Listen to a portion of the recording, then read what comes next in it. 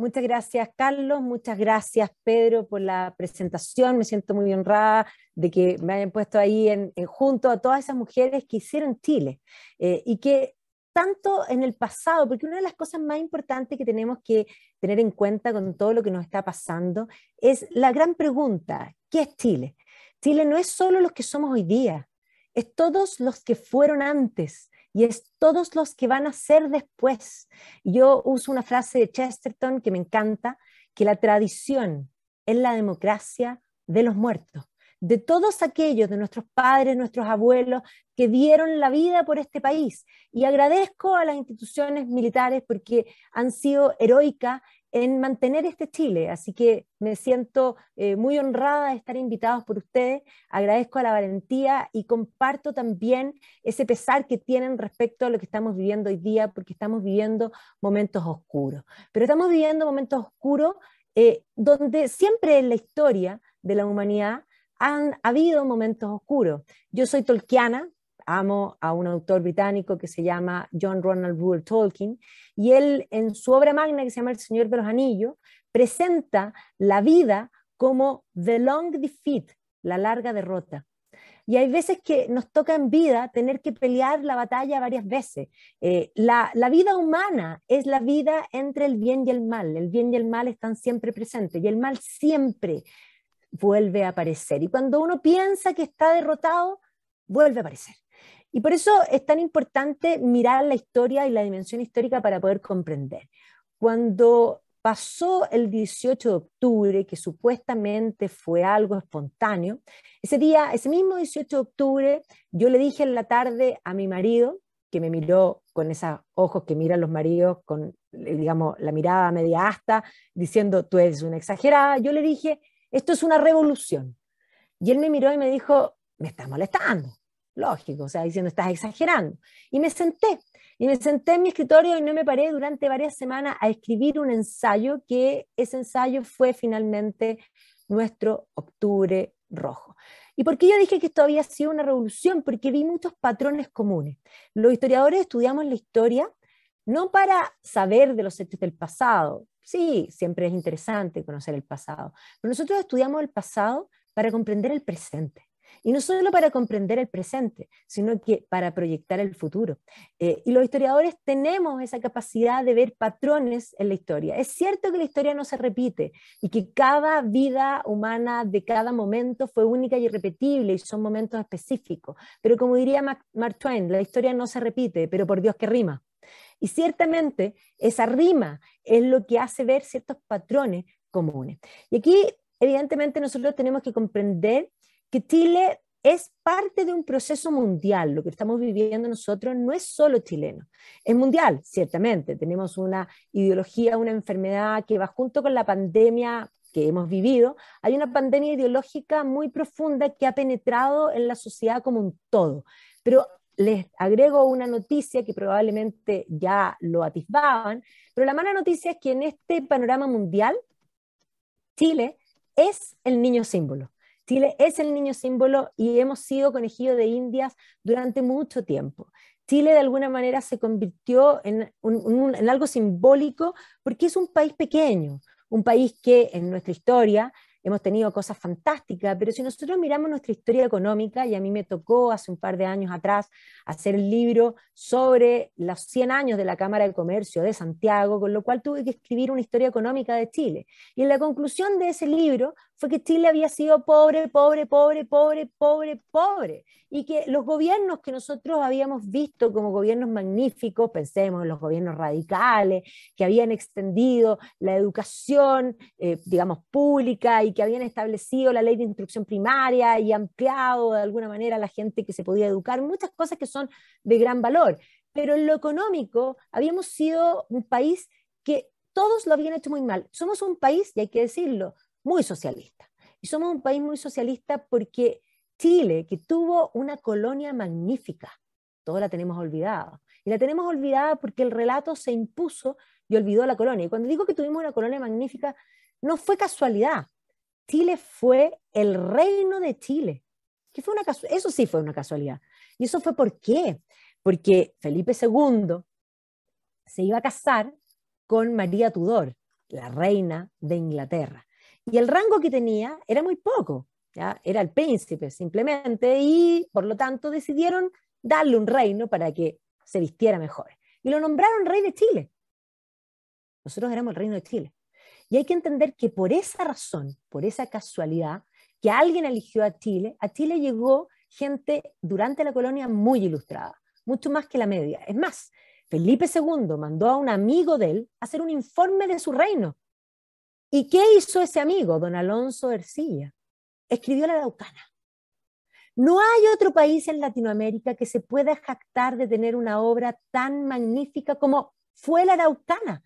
La Araucana es tan valiosa que el propio Cervantes la cita en el Quijote y hace que cuando el Quijote se vuelve loco y le empiezan a quemar los libros, el cura que está bajando los libros toma la Araucana en sus manos y dice, este libro no. El propio Cervantes valora la Araucana como ningún chileno lo hace. Ningún chileno, es más, yo insisto, si Ercilla, si lo hubiesen nombrado a Felipe II, rey de Argentina, los argentinos dirían que más grande que Cervantes es Ercilla, porque tienen una visión de un orgullo. Yo soy mitad argentina, mi padre era argentino, y probablemente eso me hace ser una chilena curiosa, una chilena distinta, porque yo soy chilena, mi madre es chilena, nací en Chile, todos mis hermanos son chilenos, viví toda mi vida en Chile, pero tengo un algo de una personalidad que la hace ser distinta. Es más, sí, yo hago charlas que suenan entretenidas porque yo creo que nací para las tablas y eso tal vez es ese argentino que vive en mí. Sí, a mí me gustan las luces, me gusta el espectáculo y me gusta efectivamente, y sé que ellos tienen esa capacidad que tiene que ver tal vez con la geografía. Nosotros estamos rodeados de cerros, que nos hace ser un país hermoso. Somos mucho más lindos como paisaje que Argentina, lo digo al tiro, de todas maneras. Somos mucho más lindos. El chileno dibuja desde pequeño esos cerros que nos rodean y los cerros son parte de nuestra fisonomía, pero los cerros nos impiden mirar más allá. El chileno piensa todo en chiquitito, ofrece un cafecito, más ratito, todo es pequeño. Y no solo eso, cuando construye mirando y pensando en muy corto tiempo. Construyen las carreteras con 2 vías. Y si uno piensa en la 9 de julio en Buenos Aires, es más, cuesta cruzarla con una sola luz roja, porque es gigantesca.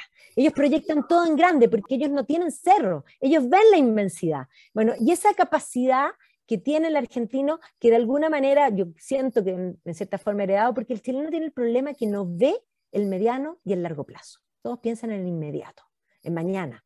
Es más, los gobiernos están todos pensando en la próxima elección. Y eso es un gran problema que hay que pensar que ese problema venía desde antes. Eso es lo primero que quiero plantear. Entonces, nosotros tuvimos una colonia magnífica, que no la hemos valorado suficiente, pero nuestra independencia, nuestros próceres, habían abrazado las ideas de la Revolución Francesa. Y la idea de Latinoamérica es una idea de sustitución para reemplazar y para terminar de sepultar la gloria que había sido en muchos aspectos, no en todos, por supuesto, porque eso sería siempre cuando alguien dice todo es bueno, todo es malo, es mentira. Hay luces y sombras en todos los periodos y en todas las instituciones. Hay gente buena en todos los periodos históricos y en todos los lugares, como hay gente mala en todos los periodos históricos y en todos los lugares. Por lo tanto, cuando alguien hoy día dice la iglesia es mala, mentira. Hay curas, sí, malos, pero ¿cuántos buenos hay? Y ahí está el punto. Nosotros exageramos en todas esas decisiones. Y eso viene de la ideología hace eso.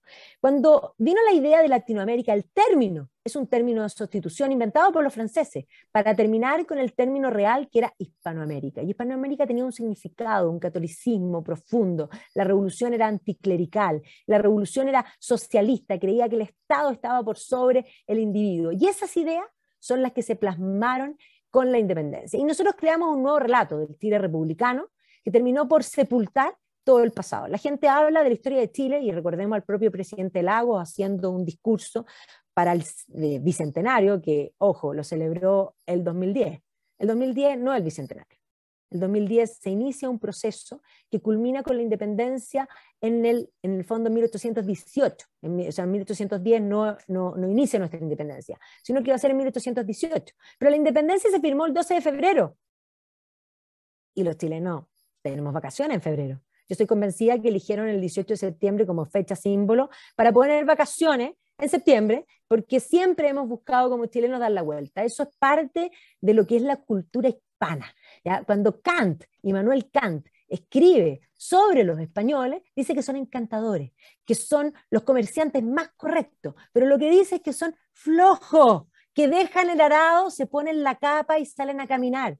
Eso lo heredamos, sí, nosotros dormimos en la siesta, ya no, por supuesto los que vivimos en ciudades, pero efectivamente el ritmo de la vida es distinto, sobre todo el mundo germano, el mundo anglosajón, hay mentalidades que son diferentes. Entonces, nosotros tenemos ese pasado olvidado, tenemos la sustitución que es la república y todo lo republicano, y hoy día estamos viviendo otro momento que busca refundar y sustituir.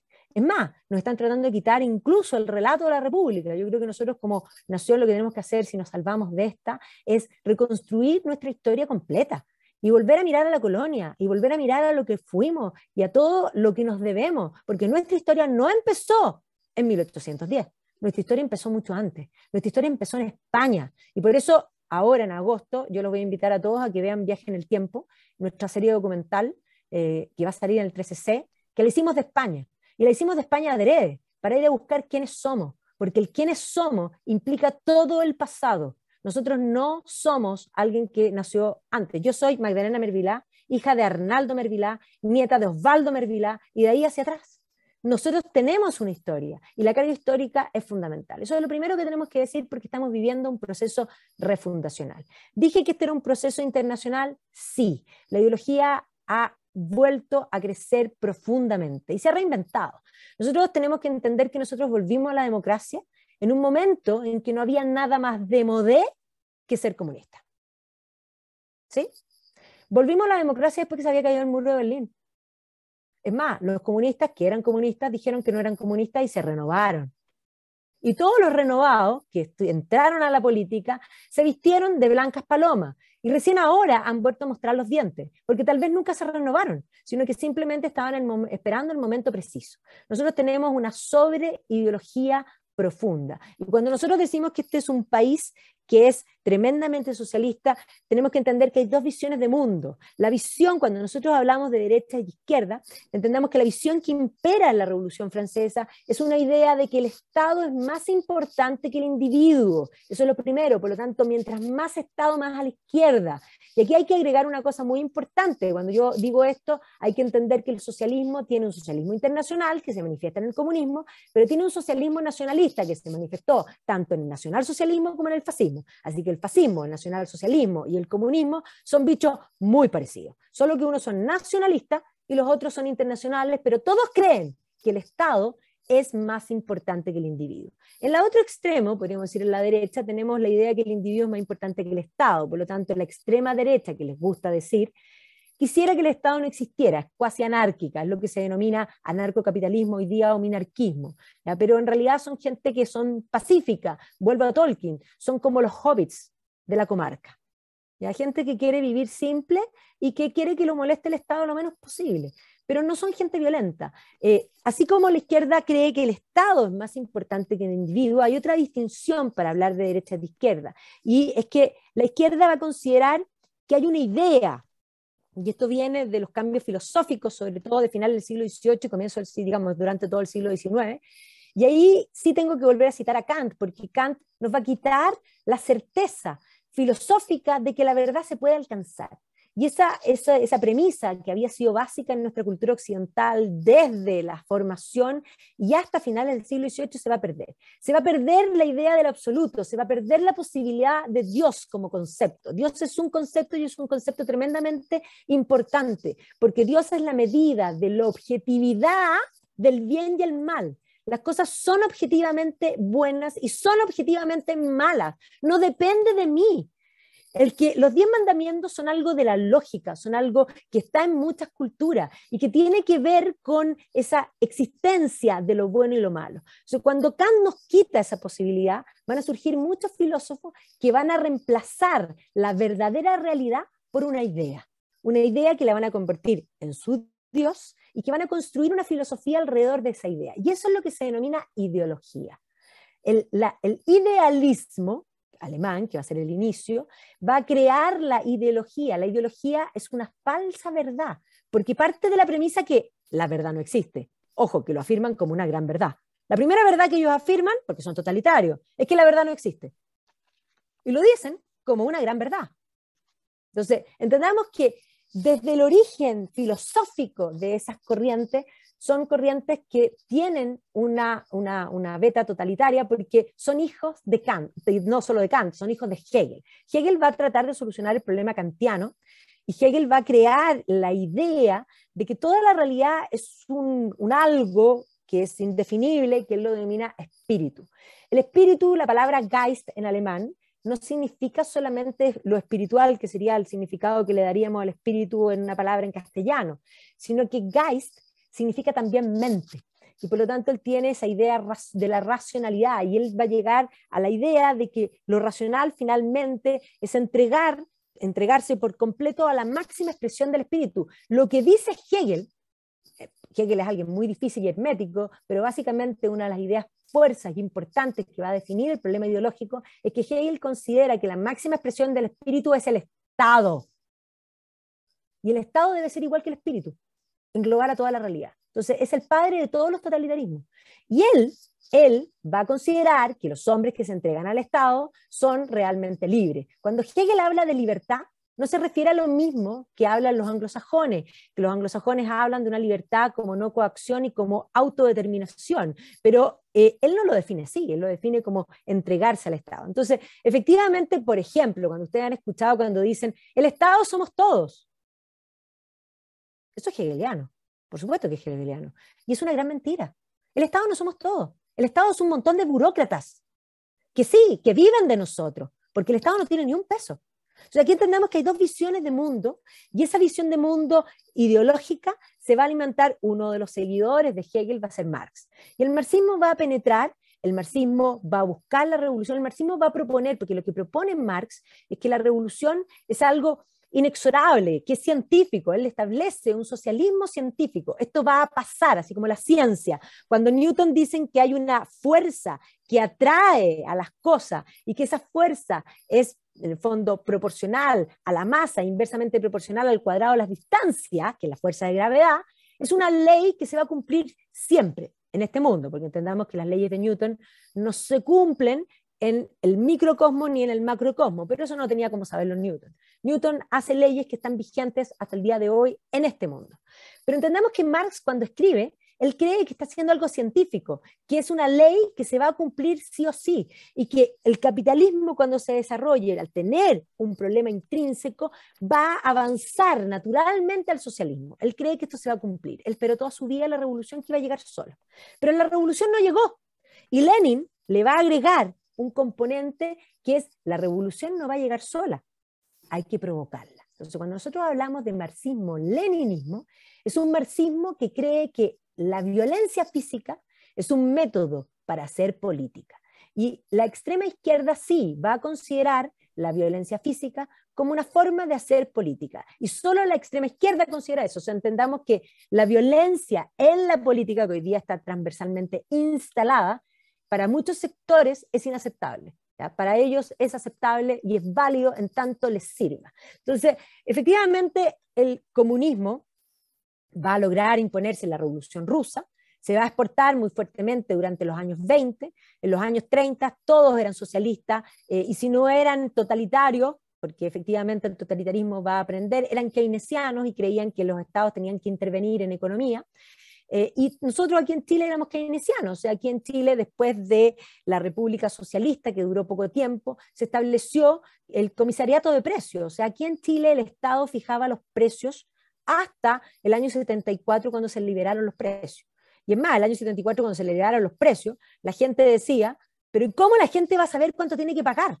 Hoy día nos parece increíble que alguien pueda pensar que como el mercado no se puede autorregular, o sea, nos parece lógico que eso es así, pero entendamos que hubo que cambiar el paradigma y la mentalidad de las personas y hubo una lucha importante para ganar esa libertad económica, porque hay que comprender que efectivamente ese excesivo socialismo, y sobre todo después de la Segunda Guerra Mundial, vamos a ver que lo que va a primar es la idea socialista del control, de que el Estado debe dominar las áreas estratégicas de la sociedad. Pero efectivamente vamos a ver que en la década del 70 hay una cierta parte del mundo, Chile fue el primero, porque Chile fue conejillo de India, y ahí hay que darle un punto efectivamente a la Junta Militar que no entendían precisamente de economía, pero que aceptaron la opinión de los expertos, hoy día algo que está muy ninguneado, y esos expertos le plantearon, mire, este puede ser una buena idea, y decidieron aplicarlo y funcionó. Y efectivamente nosotros fuimos el primer país donde se aplicó un libre mercado. No digo el primero porque efectivamente la economía social de mercado que se había aplicado en Alemania Federal ya había mostrado lo que se llamó el milagro alemán. Pero sí, fuimos el primero en aplicar un liberalismo desde lo que había sido el grupo de Mont-Pelerin del que había participado Milton Friedman. El año 79 es electa Margaret Thatcher, que también va a copiarnos literalmente, y el año 80 es electo Ronald Reagan. Y eso va a implicar un contraste entre el mundo, digamos, de planificado centralmente desde el Estado y el mundo libre que va a empezar a crecer. Y eso va a hacer también que otros países empiecen a tomar esta idea del liberalismo económico que los ideologizados hablan de neoliberalismo. Tengamos que el liberalismo económico es más antiguo que el marxismo, por lo tanto es más viejo que el hilo negro, por lo tanto es un término, cuando hablan de neoliberalismo, simplemente es un término ideologizado, ¿ya? Es una forma de mostrar desde qué vereda están hablando. Pero eso mostró el contraste, y eso implicó no solo el contraste. El muro de Berlín se cayó el año 89 porque quebró, y la Unión Soviética quebró. Y ese fue el año en que nosotros volvimos a la democracia, un año en que era nada más de modé. Pero hay que decir que el marxismo se venía reinventando desde la década del 60, penetrando en las universidades y tomando las ideas de Gramsci de lo que hoy día denominamos marxismo cultural. Gramsci, que había escrito en los años 20, va a ser olvidado porque cae en la cárcel, los cuadernos desde la cárcel no van a ser conocidos sino hasta desde la Escuela Crítica de Frankfurt, y ahí va a ser Marcuse el que lo va a retomar, y efectivamente ese movimiento de la década del 70 de intelectuales marxistas que van a tomar esta idea gramsciana, van a penetrar y se van a apoderar, porque lo que Gramsci decía es que Marx estaba equivocado, que había que hacer, y que Lenin también estaba equivocado, que había que hacer la revolución cultural, es decir, había que hacerla desde abajo, desde arriba, perdón, había que apoderarse de los medios de comunicación, había que apoderarse de la educación y había que apoderarse de la cultura. Y esa idea gramsciana, ojo, la va a tomar el Comintern desde la Unión Soviética, y ahí es cuando hacen el llamado, entre otras cosas, a los artistas del mundo a afiliarse al Partido Comunista. Y ahí se hace comunista Picasso, se hace comunista Neruda, en fin, que eran comunistas muy burgueses, como todos los comunistas. Marx era exactamente igual. Entonces, los comunistas siempre han sido hipócritas en el sentido de predican, pero no practican, no para ellos, por supuesto. Entonces, entendamos que se van a ir reinventando desde la academia y van a ir penetrando. Entonces, efectivamente, hay una caricatura fantástica que yo uso en mis clases que dice que el comunismo el año 89, cuando cayó el muro y cuando cayó la Unión Soviética, murió, pero nadie lo enterró.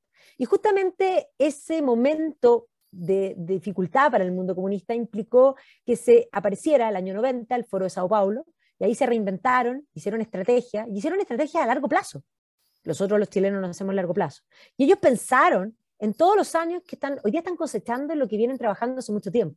Y sí, el gramscismo se fue metiendo en todas partes. Si nosotros hoy día vemos lo que nos pasó, nosotros tenemos una juventud tremendamente ideologizada y la tenemos transversalmente ideologizada. Tenemos niños a veces que se sienten avergonzados por tener lo que tienen, por de alguna manera sentirse, una palabra que está mal usada, privilegiado. Los privilegios son solo entregados por el Estado y son prebendas jurídicas entregadas por el Estado. Lo que uno gana con su propio esfuerzo no es un privilegio. Eso es el justo usufructo del trabajo propio. Y los hijos no han producido, tienen que agradecerle a sus padres primero, pero nosotros generamos una juventud acomplejada ideologizada que empezó a ver la verdad de un modo distinto. Y digo que es transversal porque nosotros vemos montones de niños a veces porque esta revolución, estos niñitos Frente Amplio, son todos niñitos como siempre, como en todas las revoluciones, siempre son burgueses y siempre son gente, digamos, comillas, los que tienen mucho, porque básicamente todas las revoluciones lo que han buscado es cambiar una élite por otra. Sí, Chile está viviendo una revolución que se gatilló, y no es casual, el día 18 de octubre. La palabra octubre es algo muy importante. En los años 20, después de la Revolución Rusa, el Comintern desde la Unión Soviética llamaba a los octubres, llamaba al octubre alemán, llamaba al octubre, de hecho hubo revueltas en Italia, se estableció una república bolchevique en Hungría. O sea, los años 20 se parecen mucho a los años que estamos viviendo en ese sentido, en buscar provocar la revolución, y no solo eso, en validar la violencia física como una forma de hacer política. Yo creo que en eso se parece mucho a lo que estamos viviendo hoy día, ¿ya? Pero ciertamente esta revolución tiene un punto distinto, porque lo que han empezado a hacer, y ahí yo le saco los zapatos a la canción que ayer presentó Óscar Andrade en Sin Filtro, porque esta revolución hoy día quiere parecer democrática, usa la democracia para hacer la revolución. Y la canción habla de la dictadura democrática. Y eso es, ya usando la democracia, porque se han entrado, efectivamente este es un trabajo de joyería, no solo entraron en los colegios, no solo adoctrinaron a nuestra juventud, sino que además fueron, digamos, quitándole el valor y quitándole un poco la postura para poder hablar a todas las instituciones, fueron minando las instituciones. Lo que sucedió con la iglesia, que no tengo duda que cometieron errores propios, por supuesto, pero esto, una cosa es el error propio y otra cosa es poner ventilador para que eso todo el mundo lo sepa. Esos ventiladores tienen que ver con la apropiación de los medios de comunicación. Los medios de comunicación han sido culpables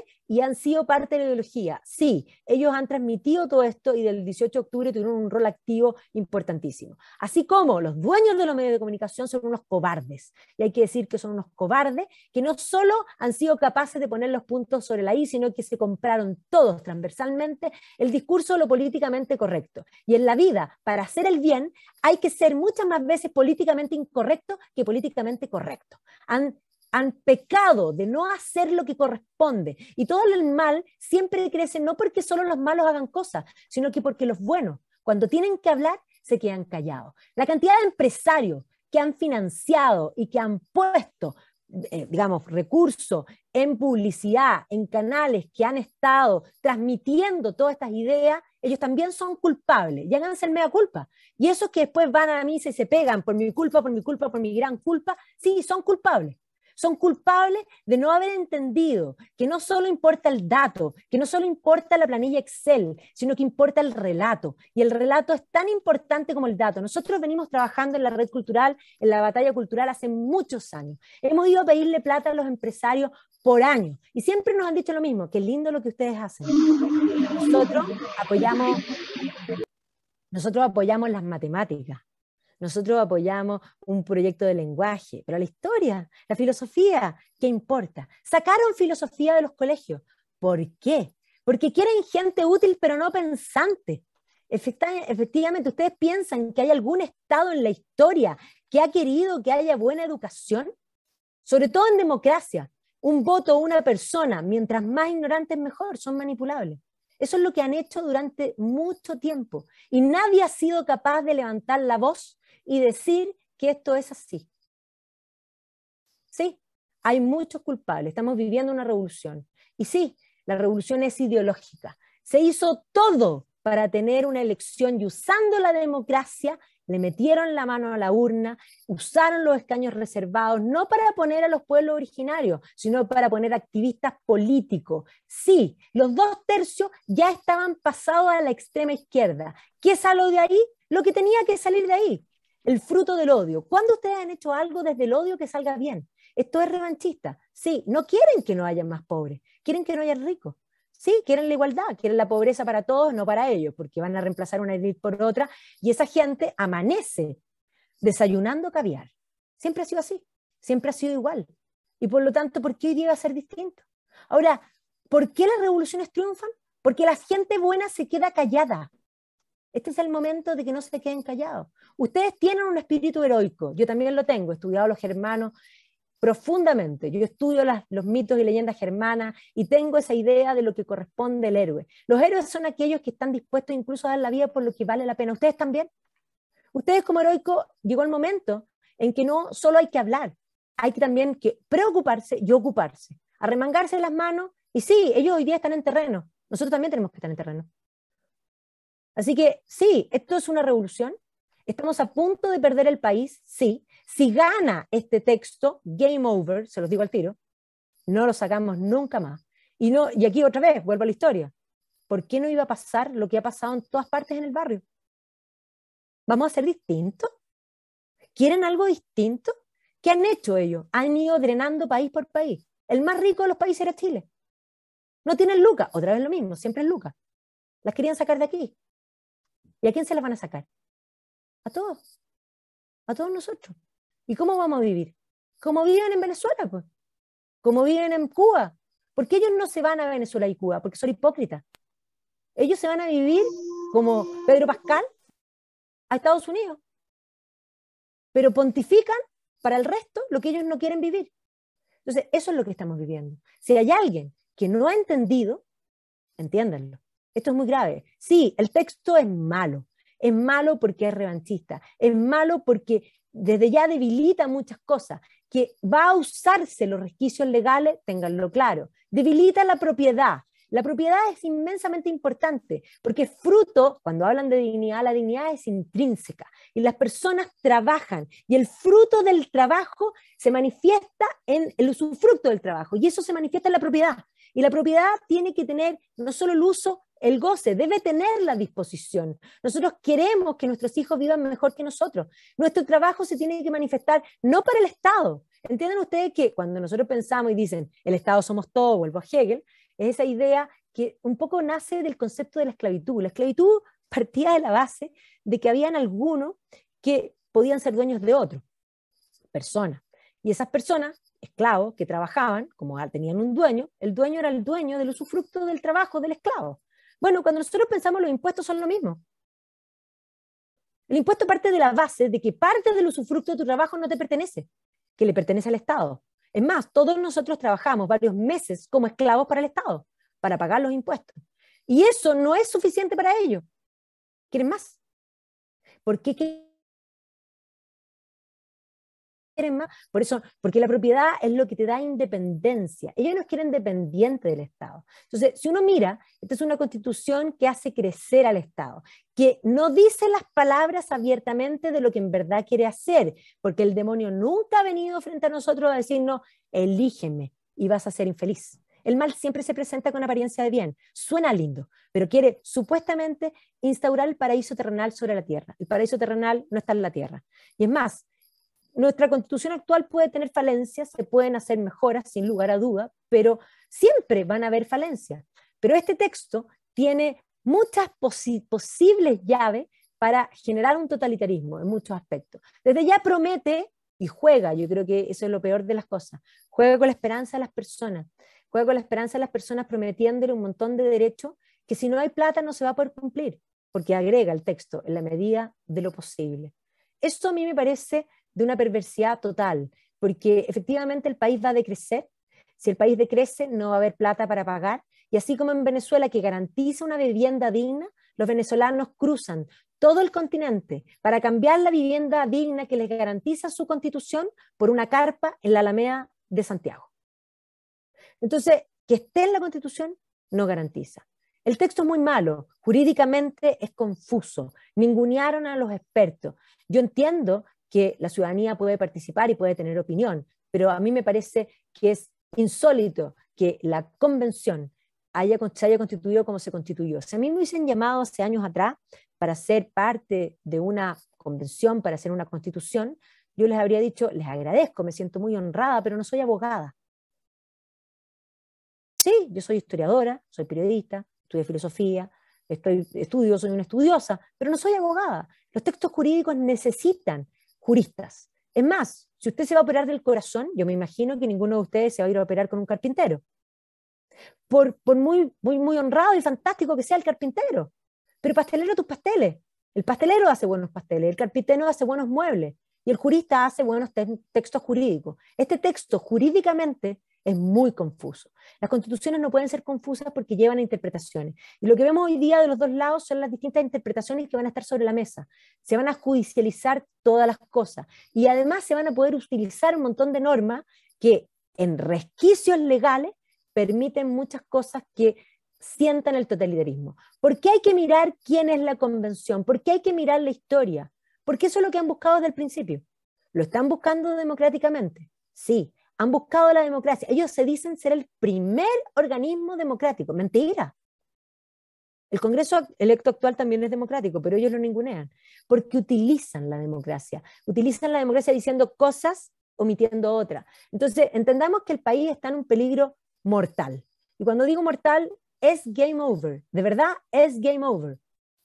Yo me imagino que ustedes no quieren eso para el futuro, para sus hijos, para sus nietos. Todos tenemos, el país es de todos nosotros y este es el momento en que tenemos que jugárnosla completamente. El rechazo es transversal y no es de derecha en este minuto. Tenemos una centroizquierda importante, democrática, con la que, si gana una vez que gane el rechazo, nos vamos a tener que sentar a conversar. Y sí, vamos a tener que ceder en muchas cosas, sí. Vamos a ceder en lo que es cedible, pero no vamos a ceder en aquellas cosas que jamás hay que ceder. Por lo tanto, vamos a trabajar en conjunto. Chile es de todos. Tenemos que terminar con esta fiebre ideológica y vamos a tener que trabajar todos los que creemos en la democracia. Y sí, vamos a tener que dejar afuera a aquellos que usan la democracia pero no creen en la democracia. Así que eso es